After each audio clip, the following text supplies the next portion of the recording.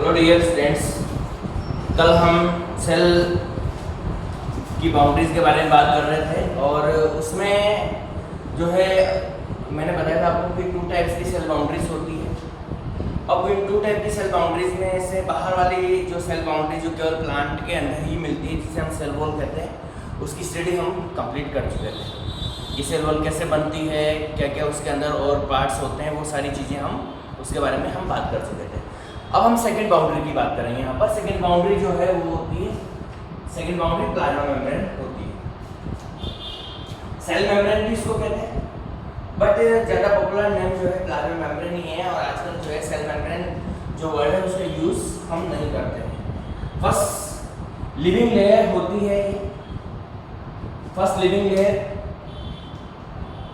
सभी सेल के अंदर होती है, और एनिमल सेल के अंदर तो ये फर्स्ट लेयर ही होती है, लिविंग लेयर भी होती है और फर्स्ट लेयर भी होती है।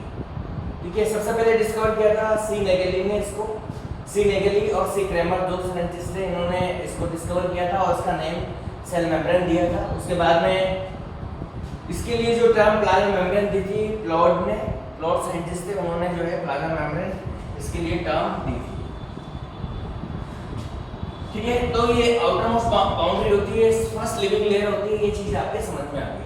अब अपन बात करते हैं इसकी स्ट्रक्चर की कि किस किस से ये बनी हुई होती है, किस किस कौन कौन सी चीज़ों से मिलकर ये बनी होती है। तो इसमें स्ट्रक्चर की अगर हम बात करें तो डिफरेंट टाइम पे जो है अलग अलग साइंटिस्टों ने जो है अलग अलग मॉडल इसके दिए। अब उन अलग अलग मॉडल की अगर हम बात करें यहाँ पर, तो उस मॉडल में सबसे पहले इसमें आता है लिपोइडल मॉडल और दूसरा आता है गॉर्टन और ग्रेंडल मॉडल।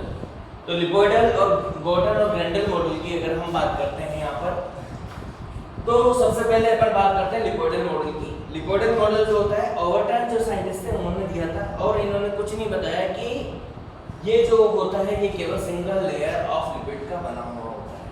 यानी कि जो सेल होती है, सेल के चारों तरफ जो बाउंड्री पाई जाती है किसकी पाई जाती है, सिंगल लेयर ऑफ लिपिड की पाई जाती है, यानी लिपिड से बना होता है। इसके अलावा और कोई जानकारी इनके पास नहीं थी ओवरटन साइंटिस्ट के बाद में रिसर्च थोड़ी सी बड़ी, गॉर्टन और ग्रेंडल ने कहा कि ये लिपिड की लेयर तो होती है बट सिंगल लेयर नहीं होती, ये बाई लेयर होती है। इन्होंने जो इम्पोर्टेंट बात बताई कि ये क्या होती है, बाई लेयर एंड 2 लेयर से मिलकर बनी होती है लिपिड की। और ये जो लिपिड होते हैं वो एक्चुअल फॉस्फोलिपिड्स होते हैं। क्या होते हैं, फॉस्फोलिपिड। और इन मॉलिक्यूल की अगर हम बात करें तो इसको हम कहते हैं हेड और इसको कहते हैं अपन टेल। हेड और टेल दो चीजों से मिलकर ये बना हुआ होता है। इनकी लेयर जो होती है, ये हेड इस साइड में होता है ऊपर की तरफ और टेल बीच में होती है। इधर हेड जो है नीचे की तरफ होते हैं, और ये तो इस तरह से बाई लेयर होती है। और हेड यहाँ पर हाइड्रोफिलिक होता है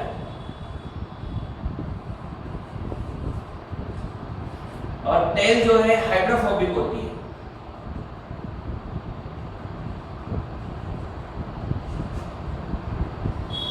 जैसे शॉप कि आपने देखा होगा हेड एंड टेल होते हैं, तो हेड जो है हाइड्रोफिलिक नेचर का होता है और टेल हाइड्रोफोबिक नेचर की होती है। सेम वही पैटर्न यहाँ पर इसके अंदर होता है। फॉस्फोलिपिड जो है, हेड जो है हाइड्रोफिलिक नेचर का होता है और टेल जो है हाइड्रोफोबिक नेचर की होती है। ये बात जो है गॉर्टन एंड ग्रेंडल जो साइंटिस्ट थे उन्होंने बताई।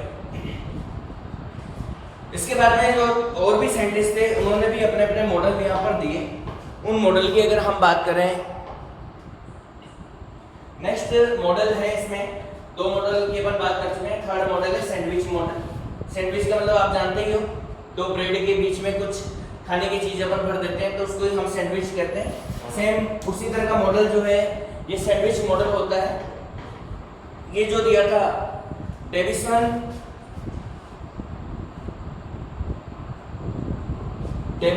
एंड टोनियली जो साइंटिस्ट थे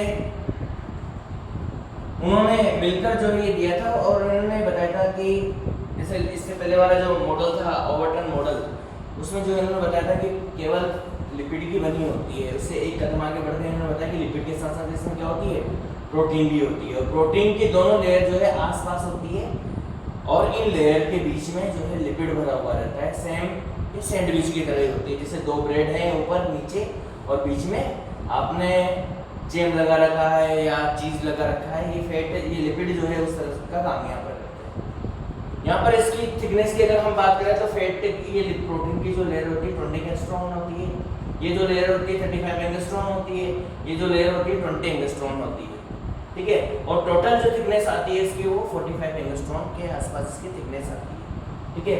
तो ये मॉडल भी कुछ समय तक जो है बहुत सक्सेस रहा, ठीक है।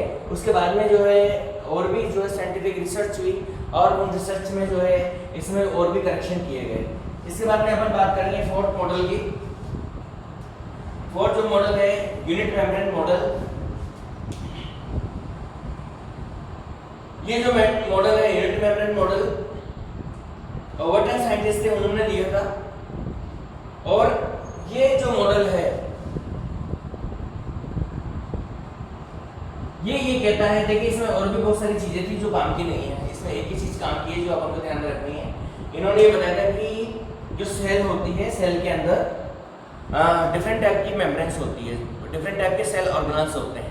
जैसे प्लाज्मा मेम्ब्रेन होती है, प्लाज्मा मेम्ब्रेन जैसे गोल्जी बॉडी होती है और माइटोकॉन्ड्रिया होती है, वो सब होते हैं। उनके चारों तरफ एक कवरिंग होती है और उस कवरिंग को हम यूनिट मेम्ब्रेन के नाम से जानते हैं। यानी कि प्लाज्मा मेम्ब्रेन की तरह ही इन सबकी जो है स्ट्रक्चर होती है। कुल मिला के कहने का मतलब ये है कि सेल के अंदर जितनी भी मेम्ब्रेन होगी उन सबकी स्ट्रक्चर एक जैसी होगी, ठीक है। चाहे वो न्यूक्लियस की मेम्ब्रेन हो, चाहे वो माइटोकॉन्ड्रिया की मेम्ब्रेन हो, चाहे वो किसी भी सेल ऑर्गेनल की मेम्ब्रेन हो, सभी की स्ट्रक्चर सेम होती है और इसी को यूनिट मेम्ब्रेन मॉडल के नाम से हम जानते हैं। यूनिट मेम्ब्रेन मॉडल इसको कहा जाता है।